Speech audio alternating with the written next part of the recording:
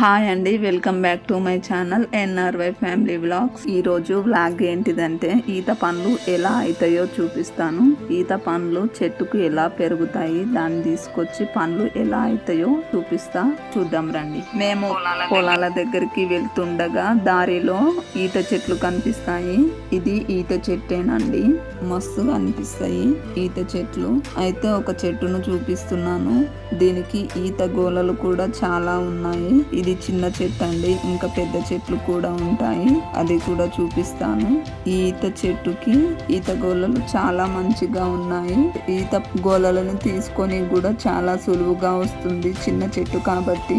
ఈత గోళలను తీసుకునేటప్పుడు ఈ ఈత చెట్టు కొమ్మలకి ముళ్ళులు ఉంటాయండి. ఆ ముళ్ళులను పక్కకు జరిపి జాగ్రత్తగా ఆ ఈత గోళను కట్ చేసుకోవాలి. ఇది పెద్ద ఈత చెట్టు అండి, దీనికి ఈతకాయల గోళ ఒకటే ఉంది. కొన్నిటికి ఎక్కువగా ఉంటాయి, కొన్నిటికి తక్కువగా ఉంటాయి. ఈ చెట్లు ఎండాకాలంలో ఈత పండ్లనిస్తాయి, వేరే కాలాలలో ఈత కళ్ళునిస్తాయండి. మేము ఒక ఈత చెట్టు నుండి ఒక ఈత గోళ కోసుకొని వచ్చామండి.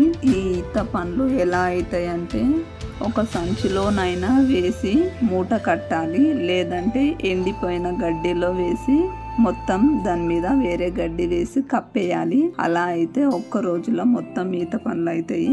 మేము అలానే చేసామండి. ఈత పండ్లు మంచిగా అయ్యాయి. ఈత పండ్లను తీసుకొని ఒక గిన్నెలో వేస్తున్నారు. ఈ ఈత పండ్లని మొత్తం గిన్నెలోకి వేసిన తర్వాత ఈతకాయలుంటే మళ్ళీ అలానే చేయాలి. గడ్డిలోనైనా సంచిలోనైనా పెట్టి కప్పేస్తే మళ్ళీ తెల్లారి మళ్ళీ అవుతాయి ఈత పండ్లు. ఈ ఈత పండ్లు చాలా బాగుంటాయండి. నాకైతే ఈత పండ్లను తింటే ఖర్జూరాలు తిన్నట్టే అనిపిస్తుందండి. మీకు ఈ వీడియో నచ్చినట్లయితే లైక్ చేయండి, మీ ఫ్రెండ్స్కి రిలేటివ్స్కి షేర్ చేయండి. అలాగే నా ఛానల్ని సబ్స్క్రైబ్ చేయండి, గంట కొట్టడం మర్చిపోకండి. మీరు గంట కొట్టడం వల్ల నేను చేసిన వీడియోలన్నీ మీకు వస్తాయండి.